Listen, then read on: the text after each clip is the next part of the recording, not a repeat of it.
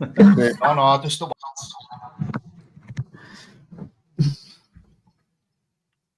What happened there? Why did this intro not start?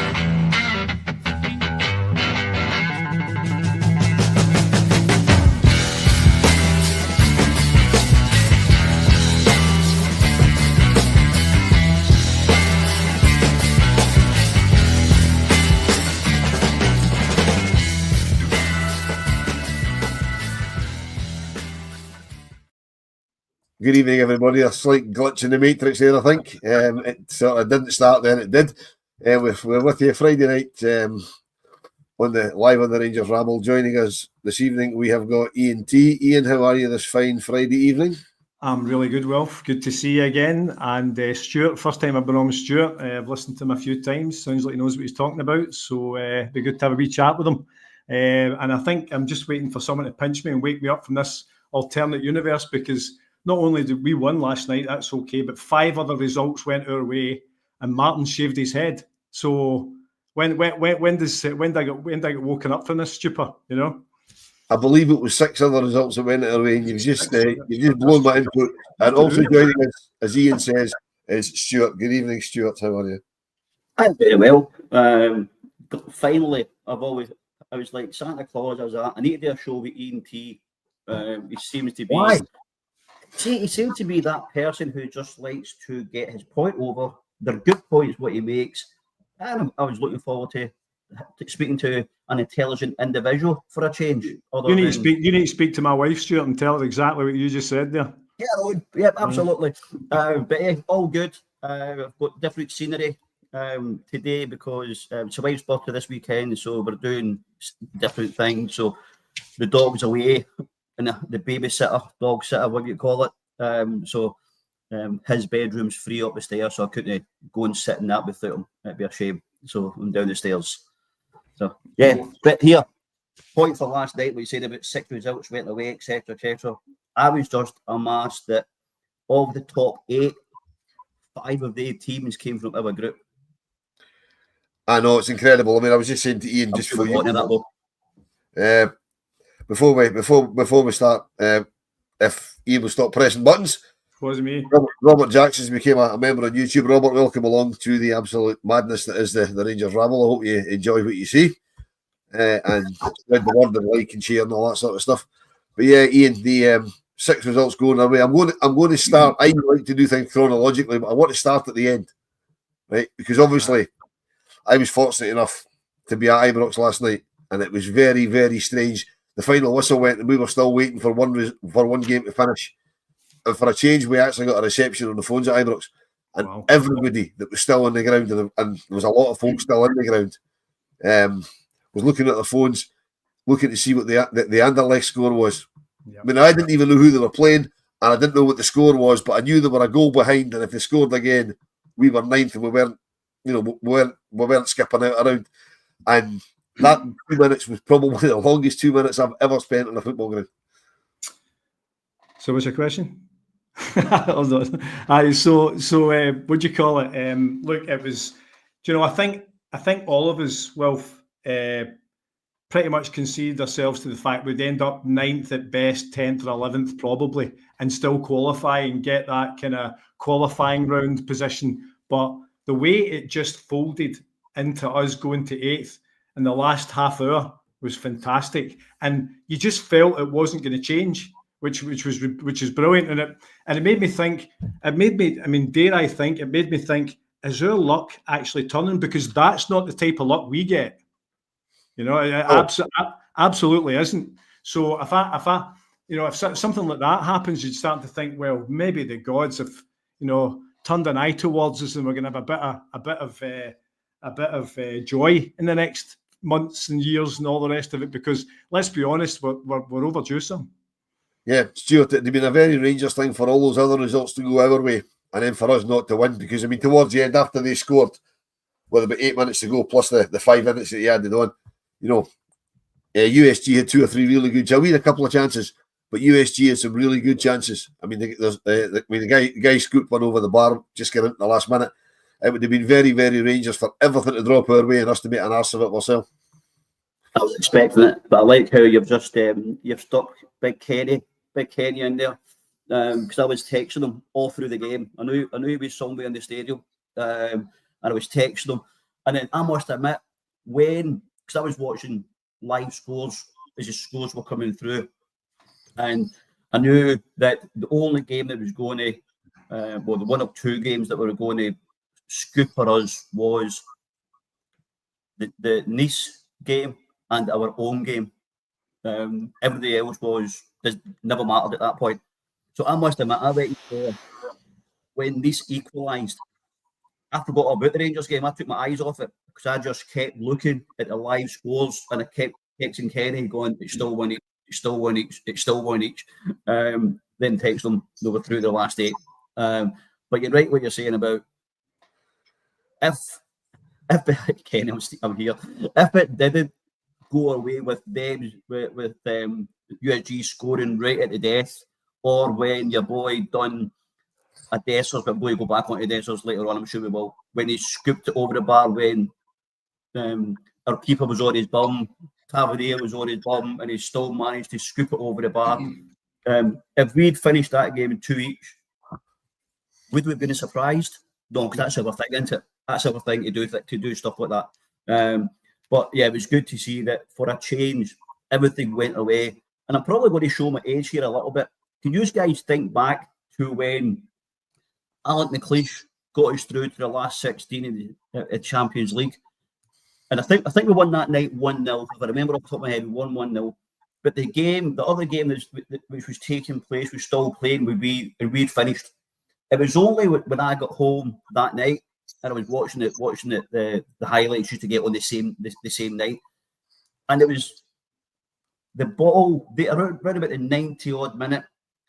I can't remember the other teams what was in the group for us that day, but their ball stuck in the mud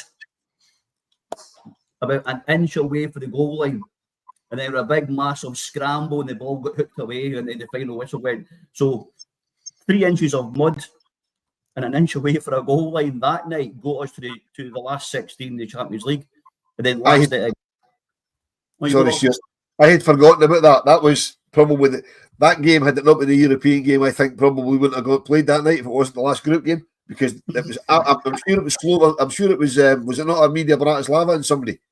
That's it. It was Armedia Bratislava and whoever else we played in our group, and the pitch was absolutely saturated, as I remember. And the ball, you're right. The other two, whoever Bratislava were playing, who could have stopped us qualifying, took a shot, and the ball. I mean, the ball it just stuck. It's like the football you played as a kid in the 80s. The ball just stuck because it was so wet. I mean, you can hear water skiing in there. It was so wet. But yeah, it was a bit like that. The chances towards the end, and I mean, it was. Oh, here he comes! Look, here he is, ladies and gentlemen. New podder, I believe, or as somebody in the comments has called him. Graham says, "Forget about the football. Where's Slapheed? Slapheed, yes. Just wanted to say hello, a very quick hello to everybody, and a big thank you to Handyman for this. So there we go. I'm officially bald. Yeah, I have to say it suits you. You can do with losing the beard. But I have to say it suits you. No.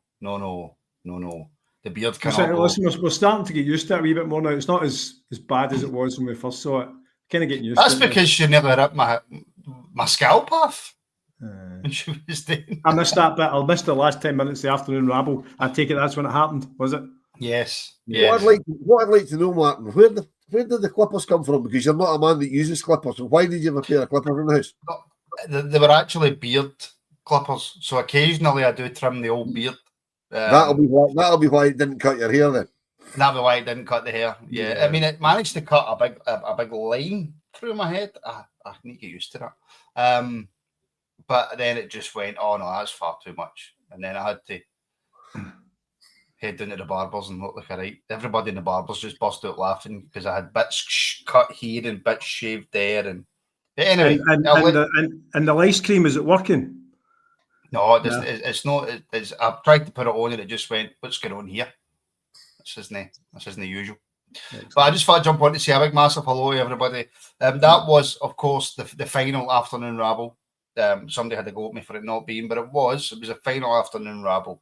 And as from Monday, it will be a members show. So enjoy the show for the rest of the night, guys. I hope everybody else enjoys. I've seen a few new members have signed up. Thank you very, very much. Don't you start, handyman. This is all your fault. All your fault. Was that your barber? Was it? No, that's the guy who got who am I, right? Right, okay. Yeah, so enjoy the rest of the show. I hope it's a good one, and we'll speak soon. As Martin was saying, Waterboot, welcome along. Waterboot 72. We've also got Big Brian's been with us for 3 months, and the channel legend that is Jim Sloan has put up with us for 26 months. That's incredible support as always from Jim. Absolute legend. We should have got him to cut Martin's hair. That'd have been quite good. But I like that. That'd be quite good. Anyway, let's try and get back onto what we were talking about. Stuart, as we touched on there, 5 of the top 8 were us and 4 teams that we played. I heard something earlier on that nobody else in the top 8 played 4 of the other 7.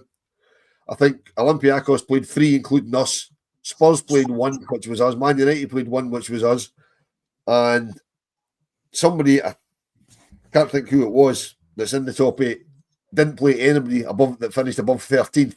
So for us to finish in the top 8, given what we played, is absolutely phenomenal. Yeah, you can't notch up any bigger than what it is. I thought for, especially when you consider the amount of injuries that we got, consider the players that couldn't play in the European games. I'll whisper this, McCausland did it right back. It was just young boys coming on to see through the last 15, 20 minutes. We got to hats off to every single one of them. And hopefully this is time that we can move on. The next game is not till March, so hopefully a couple of players come in before Monday. Danilo might get fit. Hadji will definitely be there. It'd be interesting. I'm now looking forward to it, and just hope that we don't come down to earth with a bang on Sunday against Ross County. Yeah, Ian, a couple of things that Stuart touched on there. The young boys that came in yesterday. He brought on the Zach Lovelace and Paul and Seal, which for me was a surprise because I was expecting Bailey Rice to come on. Because obviously he's had a bit of experience, but in hindsight, because we got away with it, that's now 4 of our promising young B team players now got European experience in games that really, really matter. So the manager called that 100% right, although at the time I thought it was a wee bit risky.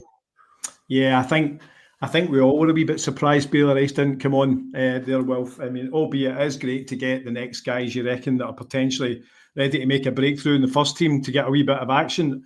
Again, albeit that was a high risk strategy on that, and we've actually, early in the season we've kind of condemned Clement for not taking any risks, and all of a sudden we see him going in 2-footed with these guys, which is fair enough. I mean, it all worked out for us in the end. But more importantly for me, I think our ability to have the inclusion of new squad members for the next round, and the returning of a fit John Souttar and all the rest of it will see us in good stead. That to me is vitally important. And I think had we had that qualifying game, I'm sure we'd have done well. We always do in this competition, but I think that we'll be ready for the last 16 when it comes around, as Stuart says, in March.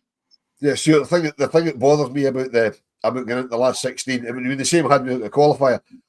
As Ian says, we're allowed to change the squad, but I'm led to believe that we're only allowed to change 3 players in the squad, which I think is absolutely crazy because it's not something we're going to do, but there's going to be clubs that are still in Europe that might sell half their team. You know what I mean? They might get offers in for half their players, bring in 3 or 4 new players. They can't add them all into European squads because they'll only make 3 changes. Now, if we make 3 changes, and as we rightly say, Hadji, if he's still at the club's got to be in there. And incidentally, Hadji signed for us initially 5 years ago this very day. Wow. There's something that popped up in my memories earlier on. He joined us on loan 5 years ago today initially. So if Hadji's in the squad, if Danilo gets fit and we put him in the squad, that only leaves one more person we can put in. You know, so do we put in Fernandes? If by some fluke we sign somebody else, do we put them in? Do we put Clinton and Ciala in? No, the fact you can only put in 3, surely UEFA's got to look at that. But well, rules are rules, isn't it? And it's all, I think it's all built up for the bigger teams, isn't it? Who's got the bigger squads, they can swap and change quite easily. But for ourselves, I think Hadji's a stick on. He'll come in. So is it 3 in, 3 out, guys, or is it just another 3 in? No, it's you can change 3 because you're still only allowed the same amount of players. Yeah. Right. Okay. So Hadji in, I would. This is just my opinion. Folk will probably shoot at me, but I would replace Benrahma with Hadji. I think for a long time, he's just flattered to be seen. He does 1 or 2 little wee things, then disappears. That's a good point of discussion, Stuart, because I think for far too long, Benrahma's been an empty jersey, non-existent to me. Do you know what I mean? He's come. We all know he's got a lovely wee touch from the wee touch that put Dessers through, albeit Dessers did the majority of the work to get down that left wing and swing it back to Černý for his goal. But I think we should be. It's fair to expect a bit more from this guy. I think he's the only one that didn't get pass marks last night for me. Maybe Butland as well, but to me, I think Benrahma struggled to get pass marks, and when others did extremely well. So, but it's interesting about you saying about swapping him out, because I think I know who would bring in, but I'm not sure who I would take out. Well, we don't need to take anybody out, as a lot of people are putting in the comments here. Is that what happens? Just put 3 in. Gallant's put in, obviously. Dowell and Matondo have left the club. And as Alan says as well, Lawrence is probably going to go. So there's your 3 outs. So does that in effect then? Do we get to replace them as well? Wilf, is that how it works? No, that's the 3. That's what I said. They've gone out. Right. If we happen to shift anybody else that's in the squad, we have to go with a light squad because we can only make 3 replacements. But those 3 have already gone. Well, 2 have gone and one's probably going to go. So you replace them. I agree with Stuart. Benrahma's been a bit of a disappointment to me. Yeah. When he flits in and out of games, he's been a complete disappointment. But as also somebody else said in the comments, I didn't quite catch it going through there. That he wouldn't like that. That would probably, he'd probably spit the dummy if he get taken out of the European squad. And he has got his uses because he is a decent football player. He just doesn't do it enough, as you said, Ian. Same with Černý. I think Černy's a fabulous player. Really quick, loves to go forward. But for me, he's got no courage. 60-40. I disagree with that. Václav Černy's our best player right now. Well, I think he is as well. I think he is on the ball. But 60-40 challenges, he's not interested. Show me wingers that are always jumping in like that. There isn't any. Do you know what I mean? Yeah. So at the end of the day, Václav Černý, not only. I mean, I was as much as the guy was half fit last night. And I'm glad you've got this discussion going now by saying that, because the truth is, as much as Václav Černý was only half fit last night, you could see that he was still coming back from his thigh injury, right? But what I discovered about him last night, not only does he have a sublime left foot, he's got a fantastic right foot as well. That thunderbolt from about 35 yards out was unbelievable. That battered out the post, which is great. But I'll find 10 more comments that back him up. Well, put that up all you like. No. So it made me think. Probably I had a brain, and if you know your musicals up, you'll know what that's about. Yeah. That's it. But Wizard of Oz or no Wizard of Oz, Václav Černý was good last night, but he's been our best player this year. Him and Igaman have been our best players this year, no mistaken. I don't disagree. He's been a good player on the ball, but it's difficult for me to watch a player in the Rangers jersey not go full blown direct attack. I'll get what you're saying about wingers, I really do, but it's frustrating, particularly because we don't have a lot of steel in the team. I get that, but how many wingers have we had in the physio room, Wilf, because we went in for a wee 50-50 ball? Let's be honest, Ian, we get everybody's in the physio room. The whole fucking squad's in it. That's why we're in the mess that we're in. Especially our left wingers, True. Stuart, talk to me about Václav Černý. I think he's our best player, easy. By far. And I think But I think also when you're saying you may have pulled out of that tackle or you never tracked back for that. Especially did he make that tackle? Did he pull away for that tackle? We've got to remember the guy's on loan. Are we? And is he going to come to us? I think it's a little bit different. Right. So I think potentially, if we had that, we've got him on loan, but we'll definitely pay him. I think you might see a different interested into tackles. David Cooper never tackled in his life. I don't think he was probably the player. A lot of the guys probably don't remember David Cooper apart from a song, but actually see the boy in the flesh was outstanding. I saw one of the points, and I actually put it in the chat last night, I think, when I said, is it Chelsea ladies that are after Jeffrey?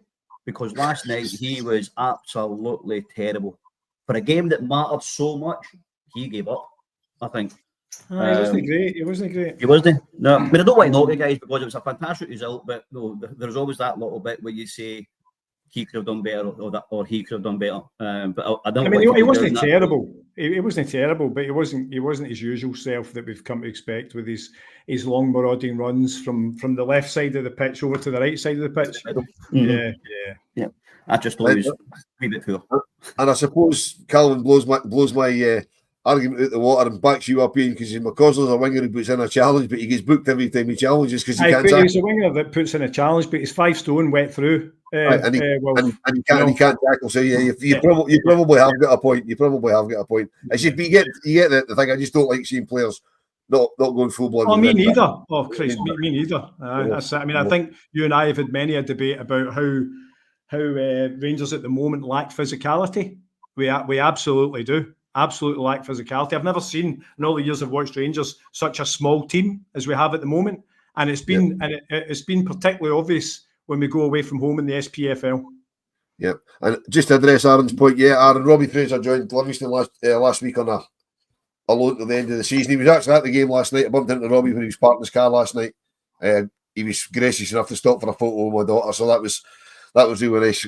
He said he's glad he was back. He had a Rangers jacket on as well, which was nice to see. He says, did he move the cones? Is that sure? Did he move the cones to park his car? No. He got to park in the car park at the school, so he was okay. Also noticed, Ian. Also noticed today that another couple of young players are away on loan. While we're on that subject, Archie Stevens has gone to Dunfermline. I think Archie Stevens is a terrific player who I'd like to see around the first team. Blaine McClure is only 16. He's away to Kelty Hearts, and young goalkeeper Ryden Maguire's, and that's a ridiculous first name he's got. He's 16. He signed his first pro contract. So there is a lot of action going on with the youths.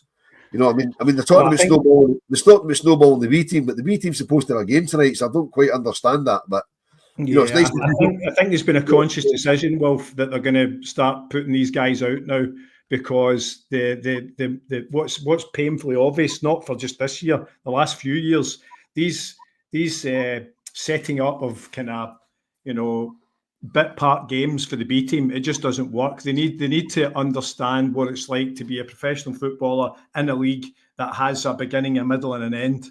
Yeah, we don't do that with our B team. It's kind of, is it glamour friendlies? I mean, they kind of set us up with play teams in Europe, then we'll go and play a Celtic team, and then all that kind of stuff. I'm not sure. Well, I'm sure it's not working because look at Insiala, a great example. Flattered to deceive in the B team. In actual fact, some would say he was nowhere near the player that they thought he would be. Bring him into the first team, into a first team set up, into a regular type of league campaign, and he's flourished. Yeah. So who else could do that? So if we feel the majority of them aren't good enough to get near the first team, then I'm absolutely up Archie Stevens and everyone to go out on loan. It makes perfect sense to me. The thing with that, Ian, is that you're talking about having a seller. He came probably from a well-established run B team anyway. So when French he came and to our Italian B team, when he came to our B team, he's probably thinking, really? I thought we were. So that's how I think he's slotted in so well. Yeah. The A team, because maybe the B team that he's came from is run just as well as our A team. Yeah. But I totally agree about sending guys out on loan. You know, and football say he should be going there, or he should be going there. But the good thing about sending young boys out in loan, it's just not. Yes, it's about getting game time, but a lot of it is about education. Yeah, absolutely. So it is. Yeah, learning a trade. Absolutely. Yeah, that's it. Yeah. It's like being an apprentice on the building site. Absolutely. 100%. And much as I agree, I think the Robbie Fraser might come back and bite us in the arse, because I know that Ridvan was at Glasgow Airport this morning. He flew down to London. Don't know where he was going after that. Don't know why he was going there. So it looks like Ridvan might be on his way out. So that would only leave us with one left back, because Robbie Fraser, who would be the backup left backs now at Livingston. So although I agree it's nice to get these players out on loan, you know, sometimes it can come back and bite you. Yeah, I wouldn't be upset. I know this, and a lot of people that Ridvan very much splits opinion with the fans. I'm not a Ridvan fan, incidentally. I think he's too weak. And I just think, from what I've heard, Ridvan was with a Castore rep today, going up and down, doing some bits and bobs. Wilf, I've kind of unofficially heard that. As to whether that's a cover story for him looking at a club, I'm not entirely sure. It may well be, but I know. Sorry, and I know that he was joined at the airport by somebody decked head to toe in Castor, whether it was a rep or whoever, because a friend of mine flew over from Stewart's neck of the woods for the game last night, and he was at the airport this morning flying back, and he went, "Oh, Ridvan's here. Oh, he's been joined by a guy clad head to toe in Castor." So it might be a promotional thing, but I'd find that a bit odd. Yeah, I mean, listen, the day after a European game and 2 days before a league game, I'd find that a little bit strange. Yeah, maybe. I mean, is he going to feature against County? Who knows? You know, so he maybe get special dispensation to go and do that. But we're into Ridvan for a fair few, Bob, Wilf, and I can't see us recouping any of that at the moment. So I would be surprised if he went on the January window. I think he's a bit of a sit back and let's see what we can do in the summertime type gig. You know, because I just think, as much as the January window can be desperate, and usually there's a levy of 10-15%, I was hearing today for desperate signings on the Januaries compared to the summer. I just feel that he probably has a part to play in this squad at the minute, without him being a favourite of mine. And obviously Yefty's my first left back choice all day. But I think Ridvan will certainly, with the games that we've got coming up, and as much as we're not playing for anything in the league per se, I just think Ridvan will have a part to play before the end of the season. But listen, as you say, if the price is right and it gets wages off the wage bill, anyone's for sale. Yeah, I mean, Stuart Dodd makes a good point here that Ridvan's been decent. Thought of you a lot of unfair criticism playing at right back against Man United. That would be a nightmare. The whole right back thing, the fact that we've used him at right back, that might be a reason to keep him about, even if we do get offers for him between now and 11 o'clock Monday. Because obviously, I mean, you've got to feel for Leon King, who came in for his first start in 2 years yesterday and lasted about a minute before he got a head knock and then had to go off 12 or 13 minutes later because he had double vision. So you've got to deal with, you've got to think that'll be him out for a couple of weeks anyway, with the concussion protocols and stuff like that. So if we are short at the back, it would probably be a bit daft to get rid of a player who has played at right back. No, I'm not going to agree with that. And it goes back to Ian's point of our defence is too small. Yep. When you look at your place with a skill sack on his back at the airport today. Yep. But the good thing is that we won't miss him at right back because John Shooter's came back in. So we've got the Shooter, Proper, this Clinton, the three of them there fighting for the two positions. Our captain can go back out to the right and Jeff to the left. So if he did go before Monday, I don't think it's a great drama, in all honesty. It'll be interesting though, because what we've reported, it was about £6 million we spent on this boy 2 years ago. And that's the way to think about it. Ian, I think from what I've heard, that's the entire package. That's the transfer fee. Yeah, whatever it is, right? But the point, I think the transfer was something like £2 million, something like that. Really? Was those £2 million? I don't think that's right. So essentially, would you call it? The point is, the guy's been here for 2 years now, and flattered to deceive again. He's not really impressed. He's not really had any long-term, any real run of form in the team. Maybe once or so, but I think after that, again, there was nothing to play for and whatnot. But I just think, to me, we threaten to see a player from there, and he can listen. He's a good ball player. He absolutely is. But when I see us at set pieces, I just think we need some bigger guys, and we do. And Ridvan's not that. Yeah, talking about needing bigger guys, Stuart. We'll go back to the game last night. Haven't watched the goals back from the game last night. I know we're jumping about a little bit, but I still can't believe we finished in the top 8. He's still on a high. Absolutely. I mean, I'm still looking for a plastic surgeon to get the smile off my face, and I'm famously, I never smile. But I watched the first goal back, and I didn't notice at the time. I mean, the ball from Tav into Ridvan was absolutely pinpoint. He could, and the header was brilliant. But what I noticed was Robin proper headed towards the goal, and the two centre halves just followed them, leaving Ridvan, and I couldn't work out why Raskin was on his own when the ball came to him, and it's because the two centre backs followed proper. And I haven't heard anybody mentioning Proper's part of the goal. I thought he did absolutely brilliant to take the defence away with him. Certainly, for a change, it's something we have practiced on in the training pitch, because up until very, very recently, not only corners but our direct set pieces into the box have been quite atrocious. But yeah, I must admit that when he went and the two centre halves went with him, I thought that's a strange one, because it's not as if prior to that he gave him a scare, with towering over somebody and getting a header on goal. But I suppose it's a case of if somebody runs, somebody's got to go with him. Because he'll look foolish if he's there himself and scores. But I'm glad two of them did go with him, and it leaves Ridvan where he was. But going back very, very slightly, when that corner came in, and then certainly played it back to Tav, I thought it was a terrible ball. So did I. I said to my daughter at the time, that ball's awful. And then Tav put in a beautiful cross, and she went, I thought that was an awful ball. I said, no, the ball to Tav was awful. I thought the ball from Shirley was really poor. Yeah. But I think one of the guys said there, and I 100% agree with him. Proper European football suits him, so he's more comfortable. Other than the big roller coaster centre forwards in Scotland, just barging and pulling and pushing and going eyes out. He doesn't like that. He doesn't like the physicality, and that's why I agree with Iain that if we possibly can, we made a couple of pounds last night. We've lost the wages of Matondo and Dowell. I think before we've lost the wages of Matondo and Dowell for the next 4 months. Yeah. Let's get that. But hopefully they don't come back. Hopefully they don't come back. If Matondo cannot impress his employers in a German B League, well, sorry, he's not fit up there.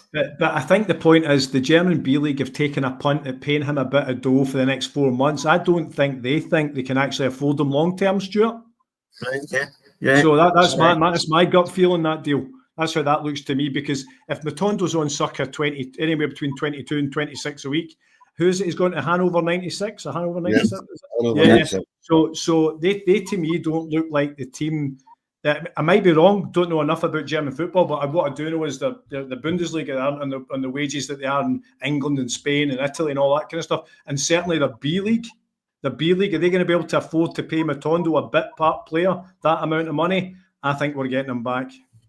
No, but we've just got to hope that he goes out. He plays regularly in this Vita Bundesliga, not the German B League. It's his Vita Bundesliga for Hanover, and he impresses somebody, and they come in and buy him. You know what I mean? Yeah. It doesn't have to be Hanover. It could be anybody. I mean, Hanover. I believe there is an option in there. No, anybody can come in and get him. Yeah, I mean, absolutely. And he's been out there before, so they do know him well. They've seen that. They've seen this player before. Yeah. So. Yeah, I mean, listen, you never know. I mean, amazing things could happen. I just think Matondo's on a deal that's worth more than Matondo's worth. And I might be wrong, but I don't think there's a club out there that will match it. So that means we then have to come to an arrangement with Matondo to part ways. And whether that means we pay out a little bit of his contract that lasts till 2026, or we bit part his wages for the remainder of his time past these 4 months in Germany, who knows? But there has to be a way around that. But I mean, if all the board can do at the moment in this January window is get his wages away for 4 months, then well played. Yeah, well, I think the way around it is if he does impress us, somebody can is to either give him away in the summer or sell him for very, very little, on the understanding that they'll take over his contract and pay him the wages he's due. So yeah. There's no transfer. It's like a free transfer. He still gets the money. We just bite the bullet, get nothing for it. He's not offering us anything anyway. I think there'll be a couple we need to do that with. Yeah, 100% agree with that. Yeah, 100% agree with that. But it's Stewart. Go back to that goal and the fact that that Proper took the centre halves in. I don't know if you remember, about halfway through the second half, we put a cross in that was going absolutely nowhere, and they're either left back or left centre half headed it out for a corner when he had no reason to go anywhere near it. I think that was possibly because he remembered what happened when we scored. Because Raskin drifted in at the back post unopposed. I don't know whether he thought there was maybe somebody behind him, because I couldn't work it out at the time what the guy was doing, because he'd no need to touch the ball. I think that was the prime example of not knowing where you are on the pitch. I agree with that. The good stuff. Look over your shoulder. There's nobody there. Duck down, let it go. I think he was caught with, I don't know where I am, so I'll just get rid of it type of things. I don't think it was anything about Proper. Is he coming behind me, or is Raskin coming behind me? He was just solely caught out with. He didn't have a clue where he was. Yeah. So, Iain, bad defending. Yeah, absolutely. Talking about defending, this is good defending. I know. We obviously the captain's had an awful lot of criticism from everybody, including all of us, probably at some different points. But the challenge when Butland found himself in no man's land before the guy kept the sitter over the top. What an absolute challenge that was from the captain. Yeah, it's incredible. You're talking about the goal line clearance essentially when he went past Jack Butland, and then Tav slid in and stopped it. That was fantastic. That was a great bit of anticipation from Tav. And he had the pace and the wherewithal to know to block it. It kind of set him up for the rest, for the rest of that half. We saw leadership qualities, and it was a good point. I think it was Stewart, right, in a group chat. He mentioned, and he's absolutely spot on. I've always preferred my captains to be not goalkeepers or fullbacks in the centre of the pitch. So they're centre halves or they're centre mids. Now, was it because Tav got into that more central position that it became, his leadership qualities that came out a wee bit more, rather than being, this wing back that bombs up and down his whole career? You know what I mean? To me, I think there's a bit in that. But as far as his defending went last night, he was really good. He was. I mean, I think the leadership. I think you notice it more when he's in the middle of the park. Yeah. When he's at centre back, or like when Raskin was captain, you notice it more because they're in the middle of the park and you're seeing a lot more of them. I think that was the point you were making there. And I think Iain Dougal, our own Iain, he made a good point of he liked how Nico Raskin was getting up in the referee's face and saying, "Look, come on, what's going on? Where's your side in this?" He was constantly kind of badgering the ref. And let's be honest, we've not had a single player do that the last 3 or 4 seasons. Whereas if you look at Celtic, Cal McGregor and co are never out of the refs here, never out of it. And yet now we've got Raskin, who with a rich vein of form grows his confidence, and with that confidence, he feels that little bit more secure to take on the referee when he has to have a little word. Yep, and Stuart Bryan makes a good point here. At least we're finishing 8th. We get a couple of weeks off. I mean, there's no midweek game now until we play Kilmarnock at the end of February. So basically, we've got 3 entire midweeks off, which is brilliant because the manager keeps going on about it's difficult to do anything with the team and when they're playing every 3 days. Well, they're not playing every 3 days for the next 3 weeks. So hopefully we'll be able to get some of the players back, some of the younger players more integrated into the team. He's got to use that time very, very wisely. Absolutely. It's a breather for everybody, isn't it? There's no rush now to rush back to rush back the guys that are a small niggle to be ready for the Wednesday game or the Sunday game. There's enough time there to let them recuperate fully. And I think potentially some of the problems we may have had is rushing players back too early. Because we were doing the bare bones. Stuart, just on that, isn't it amazing now how we're starting to listen to likes of Clement saying, when he was saying to us, this guy's not ready, I need to bed him in slowly, all that kind of stuff. Now he's been banging that drum since day one, to the point where all the fans have been going, this is really, really frustrating. Turns out he might have had a point. Yeah, but you have to remember, guys, that's not the Scottish way. We're used to signing players and they start, like, for example, the first game of the season. How many Scottish players in the team, Wilf? Yeah, but it's not the players, it's us as supporters. You know what I mean? Look at the first game of the season. We've signed Clinton and Ciala. The manager said he won't be ready. You know, we've got Iggy Man, and he's also said, look, he's not going to be ready for a few months. We'll need to bed him in. Hearts sign a player the morning of the first game of the season, bring him off the bench. And everybody was going, how can they do that and we can't do this? But you're right. We're now showing the fruits of that because he's not rushed them in. Yeah, I agree. I think absolutely. And the way Ciala has been brought into the team, albeit he get brought up through desperation and injury, you know what I mean, from our squad. But he's another one that's kind of gone on and acquitted himself really well. So it's frustrating. I mean, we've got to remember, it's, you know, if the team's losing, everyone's got a real negative spin on everything, you know. And as soon as the results change a wee bit, they kind of go, well, maybe Clement is the man, and maybe we should listen to him a wee bit more. And we're starting to see the player trading model working more with all this hype around Iggy and Everton and Spurs and other clubs up having a look at him, and people start to get a wee bit calmer. Let me tell you what the next nosebleed and tragedy will be. See, when these players like Yefty and Iggy start to go for 15, 20, 25 millions, if we're lucky, the next problem will be all the fans saying, why are we getting rid of these players? We've not won anything yet. Yeah, because again, that's the mindset thing for us. You know, because there's a balance, Wilf, because we are in the business of winning trophies. Yes, we are 100%. Yeah. The three of us grew up with Rangers winning trophies because that's what I mean. The league, when the three of us were all growing up, the League Cup used to walk to Ibrox on its own because we won it so often. But before we move on, another couple of new members singing the blues.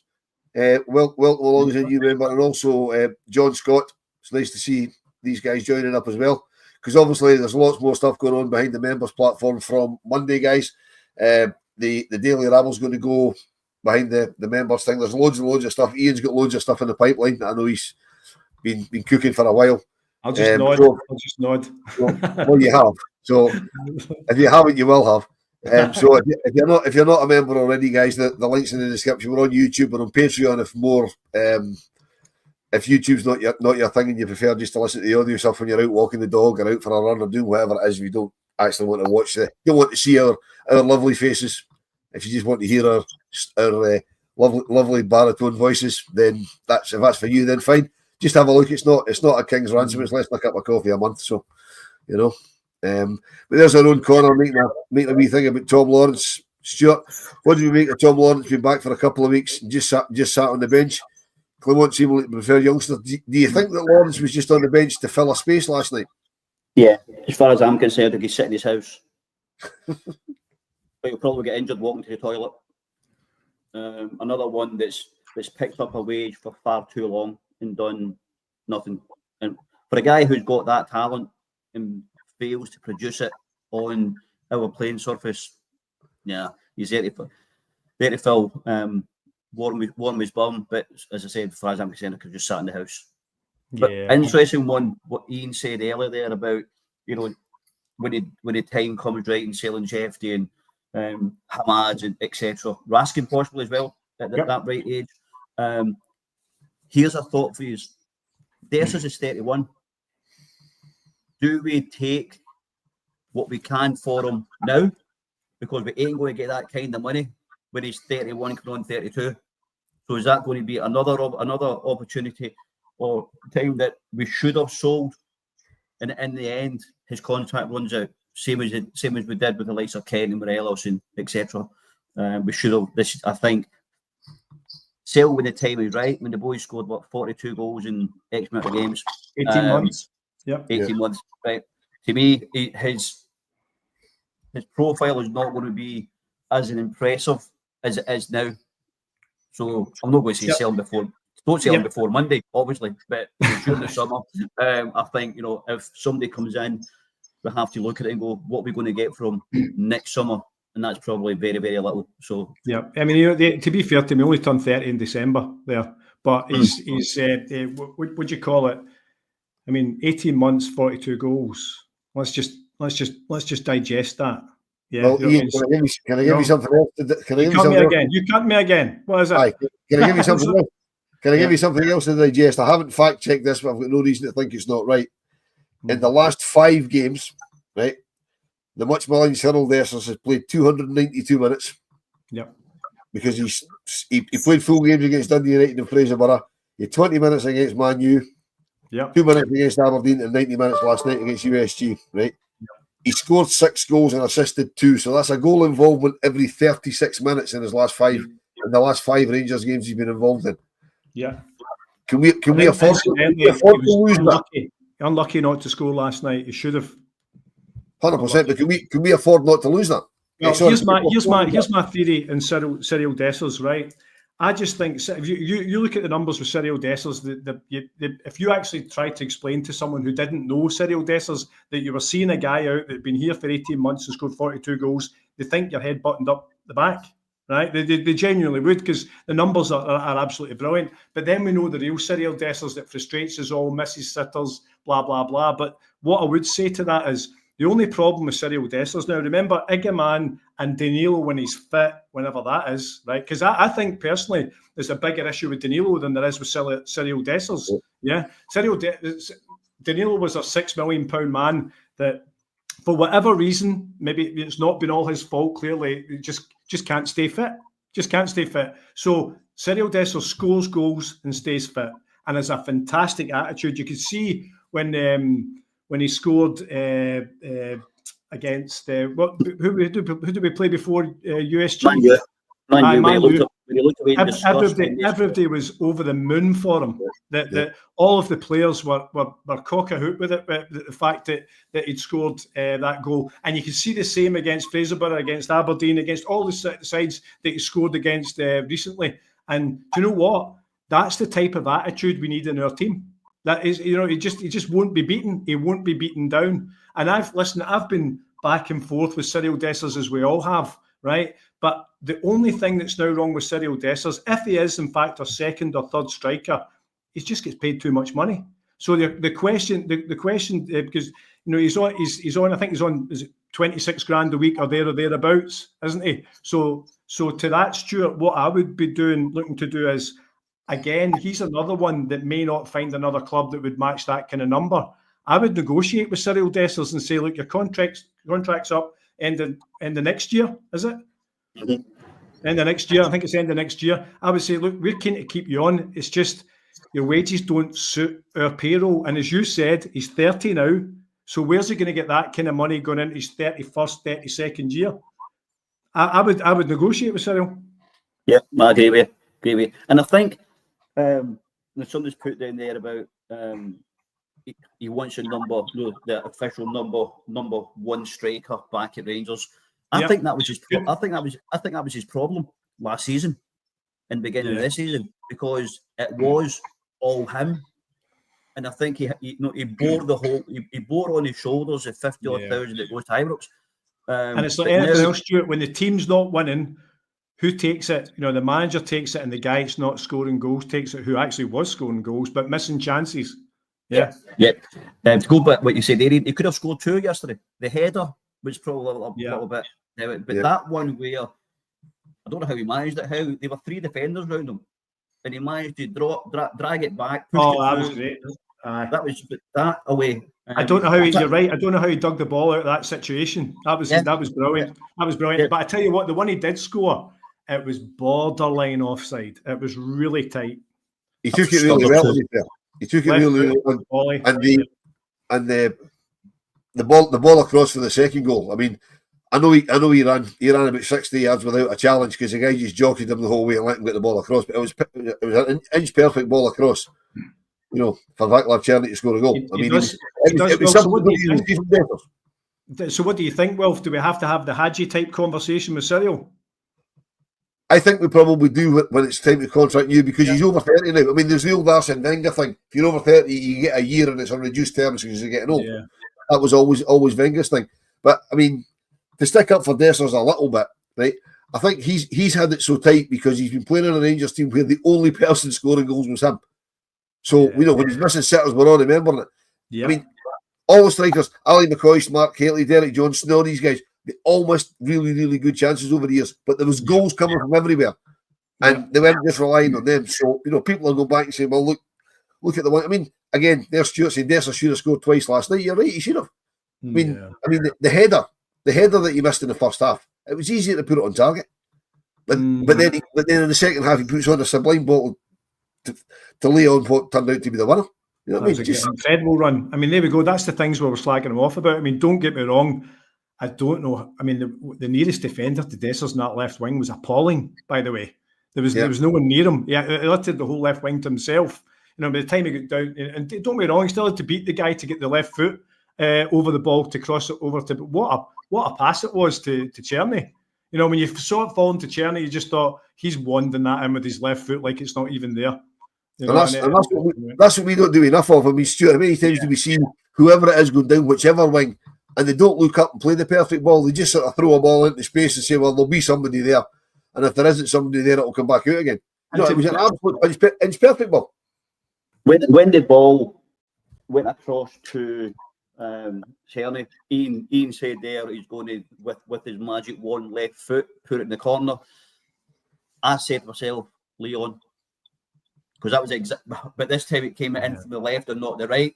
Remember when we blasted over the top? But yeah, buried it well. Deserved his goal. Before we disappear, what about his backtrack? Dessers' backtrack, I think, late onto the game, and he ran the full length all the way down and won the ball. And I thought to myself, this is a guy who's enjoying his football now. Yeah. He's enjoying being here. With a couple of central defensive clearances with his head as well, incidentally. Yes. He did exactly the same at Tannadice. He cleared one off the line at Tannadice towards the end of the game as well. But I mean, it is to go back to your point. It is a conversation I'd be having with him. Yeah. When it's getting towards contract renewal time, so look, we want you to stay, but we're not paying you, but we're still paying you. However, if somebody came in with a ridiculous bid for him, like anybody else, he has to go. Because, anybody comes in with serious money for any of our players, the only way this fabled transfer model will work is if we start shifting players. And it doesn't mean we've got to sell them for 25, 30 million. If we bring in a player for £1 million and sell them for 5, that's a £4 million profit. That's not bad. You know what I mean? I think that's probably what it's more based on, isn't it? We've just been lucky in the fact that we've unearthed this little diamond in the shape of Hamza Egeman. I mean, don't be wrong. I felt last night, he's actually a good subject to talk about, and I know we've got a bit of time.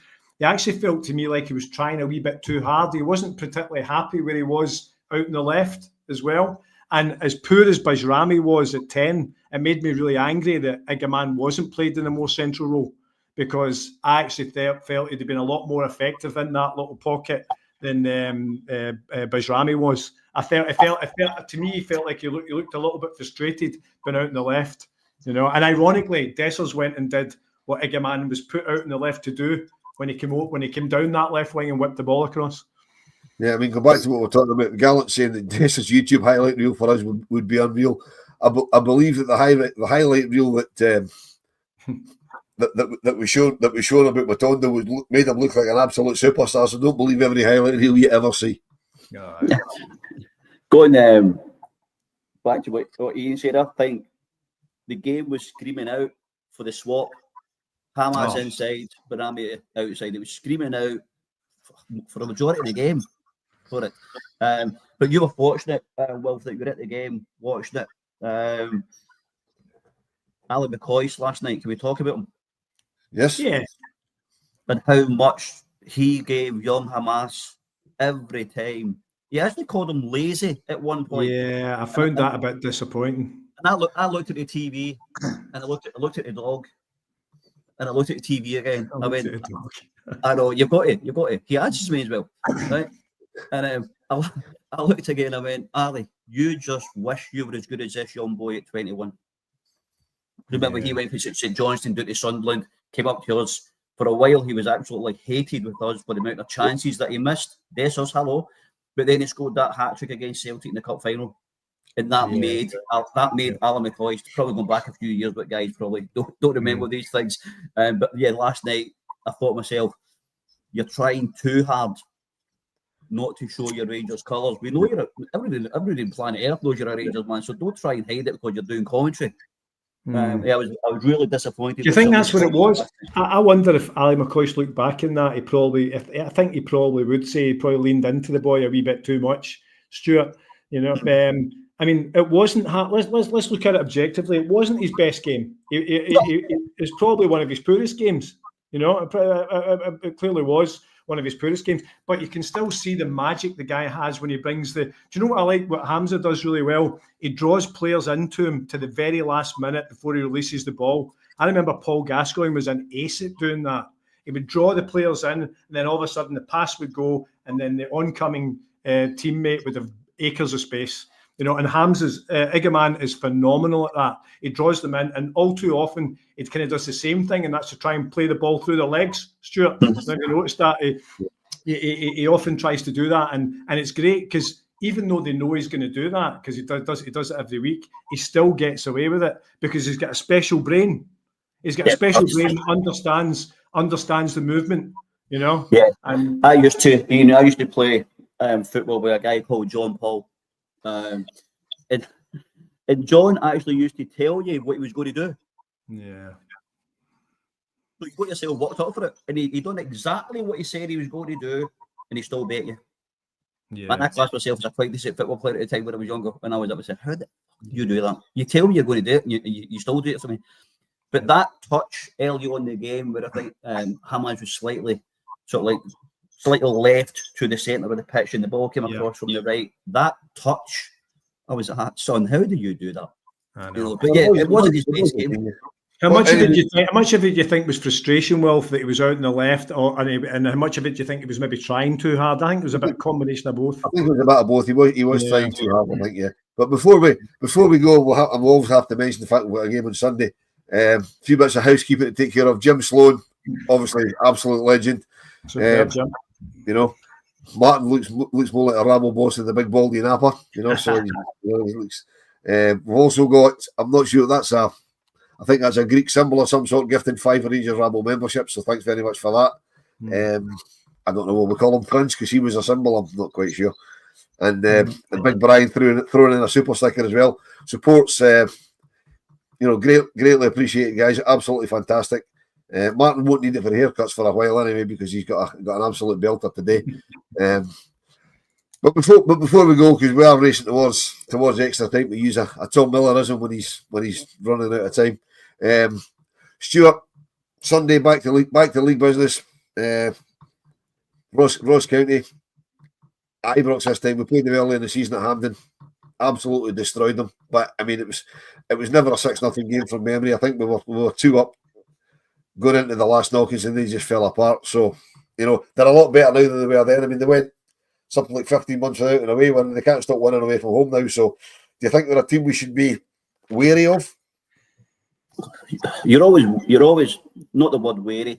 You always show respect for any team that you're up against, and that included Fraserburgh when Fraserburgh came. But Sunday, I'm not expecting anything different other than a convincing win. What I'm looking for on Sunday is performing in both halves. And I think if we perform to our capability in 2 halves, I think for Sunday, I'm going to say pick a number. Okay. Right, so anyway, it was 5 Rabble memberships gifted by the Lamba logo, which is the half-life symbol, I believe, from the Greek alphabet. So there you go. That's your Friday night education on the Rabble. So Iain, sticking with Sunday. Yep. Number of changes to the team from last night. You think maybe a couple of the younger players will get a start? I nearly called them kids there. They're not kids, but a couple of younger players maybe get a start. Yeah, I can't see why not. I think it will be. I mean, as Stuart says, it's pick a number on Sunday, and that sounds a bit conceited and a wee bit overconfident. But Ross County are 10th in the league just now, albeit did they not just beat Aberdeen 2-1? Albeit Aberdeen are capitulating right now. But I think they beat somebody 2-1. I think it was Aberdeen. And then before that, they beat Kilmarnock 1-0, I think, didn't they? So yeah, I mean, like I say, Ian, they went something like 15 months away and then won 3 away games on the spin. I can't remember who so they've got a wee bit of confidence that they didn't have 3 weeks ago. That's maybe worth mentioning. But I've got to say, I mean, it's Ross County, it's Sunday, it's a 3 o'clock kickoff, it's Ibrox. It's going to be, I think it's going to be very comfortable. I can see, upwards of 3s, 4s, maybe 5s. This will be funny. This getting played back on the internet when we draw one each or something like that. You know what I mean? But it's I don't see why it shouldn't be. And in terms of the personnel, Wilf, I think I'll be interesting to see, because I'm not quite sure how Clermont will play it. I mean, because it's definitely time to get the players that couldn't play in Europe and the players that are just coming back from injury get some minutes. So we need to get Suter some minutes. We need to get Inciala some minutes. So it'll be interesting to see how he goes with the setup, I feel. Yeah, I think Stuart. I'm not quite sure whether he'll start Suter, because I mean it was clearly obvious last night that John Suter had no more than half an hour in him. Because if he had more than that when Leon King went off, Suter would have come on. And Suter came on with 58 minutes plus stoppage time to go, because I made a mental note at the time he came on. So he probably played as much as the fabled sports scientist, said to play him. So does he play John Suter from the start tomorrow? Maybe give him an hour then. Maybe Balogun fit? Don't know. Balogun? No. Don't know. There's no press conference today, Wilf, was there? No, he doesn't tend to do them. I don't even think there'll be one tomorrow. They'll probably just release stuff they did last night. Okay. That's usually what they do after European games. Let's be honest, right? I don't blame the manager for not doing them, because I mean, if he's doing that, he's got a press conference before and after the game on Sunday. Then he's got one on Wednesday, one last night, one today or tomorrow, another one before the game on Sunday, another one after. I mean, when's the man got time to do his job? I know. You know what I mean? Really. Some of the questions too, you'd be like, "Away and get out my bloody office." Yeah. Anyway, just before we go, Jimmy Atkinson, can we hear about transfers? I'd love to talk to you about transfers, but there hasn't been any. A couple of players going out, which we touched on earlier on. I'd love to be talking about players coming in. I know the window closes at 11 o'clock on Monday, which I find quite strange, because today's the last day of the month. I always thought the January window closed at the end of January. There's been no surprises there for me, Wilf. January is desperate. January's just a desperate window, and if people move on for usually the wrong reasons sometimes in January, and then the other clubs that are desperate to either stay up or have a last-ditch attempt to get into Champions Leagues or Europe or whatever it may be, then pay over the odds. So I'm not. I mean, the guy Fernandez that we picked him up in such a fashion that could have been at any time during the season. You know what I mean? We picked him up in the January window, but I think we could have easily just done that deal in summer as well. But it's good that we brought him in. But I don't think that's a deal that any of us would have been surprised by had it happened with foresight in the off season. Yeah, sure. I think the reason we brought him in now, by what the manager was saying when we brought him in, was they brought him in just to look at him over the next 4 months and then see if they actually want to sign him. So I don't know how much game time the boys are actually going to get. I'm glad we've made that point of let's have a look at them first. Then we'll decide whether we're going to throw a few pound at them. I think we've burnt ourselves there with the likes of Cortez and that, isn't it? I just wish we had some really good lawyers to find some kind of loophole in that to say, really? But yeah, it's one of the things. But going to Sunday's game very quickly before we run away, I don't see many of the young players starting the game. I could potentially see Tav going back out to right back, potentially Proper and the Silla in the middle, be Jeff at the back. Our two midfielders, as normal, will be Demondi and Raskin. Hadji will come in. Probably think, and Rask, Hadji, Hamaz, Cerny with Dessers.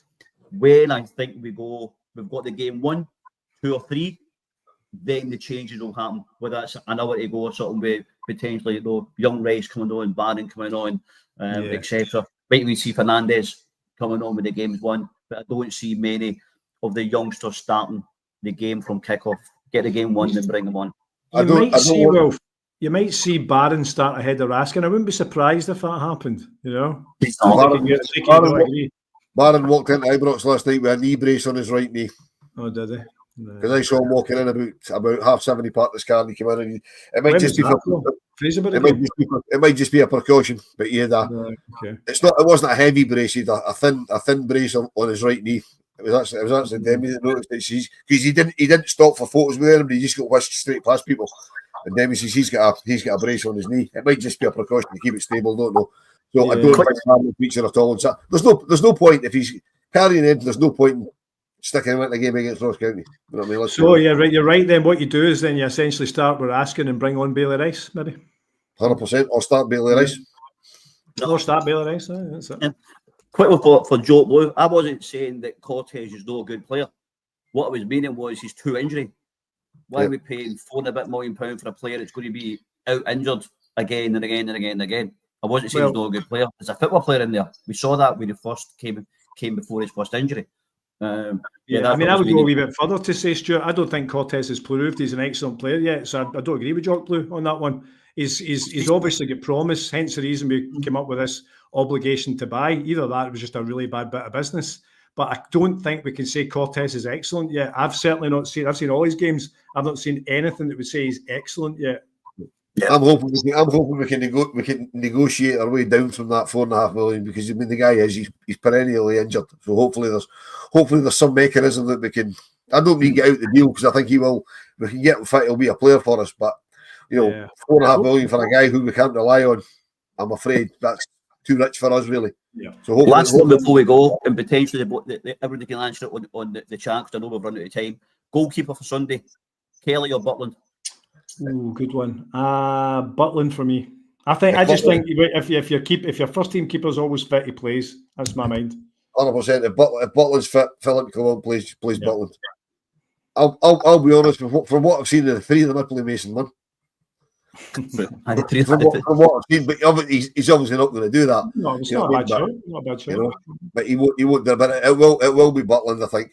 And just before we go on the subject of Sunday, our very own Brian says, see us in New Emerson House on Sunday. I believe Ian's invited everybody, and Ian's buying the beer. So, I knew that was coming. Yeah. I think there's more game on Sunday.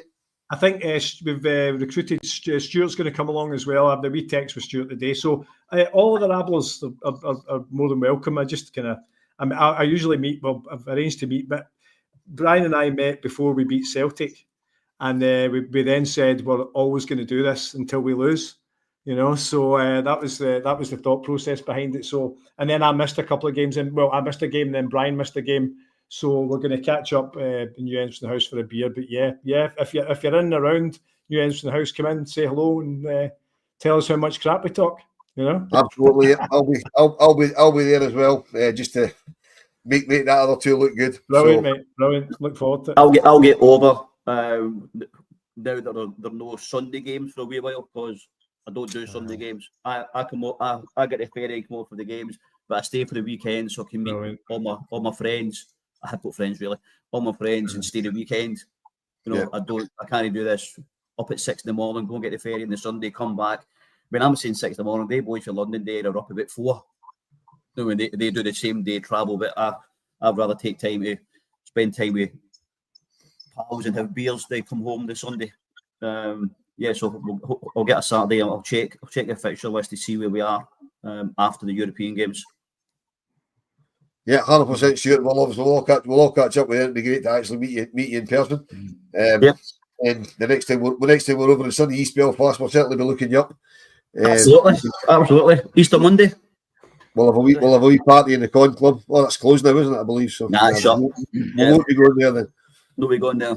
No. Yeah, well, okay. Anyway, Ian, pleasure as always. See you on Sunday. Cheers, Stuart. Cheers, everybody in the comments. Thanks very much indeed. Really enjoyed that. We could probably talk for another hour. It's always the same when Ian's on. That's why I keep cutting across him. I was actually quite quiet today. Someone's just texted me. Were you really? Yeah. Well. Anyway, we'll catch you all on the other side. Good night, guys.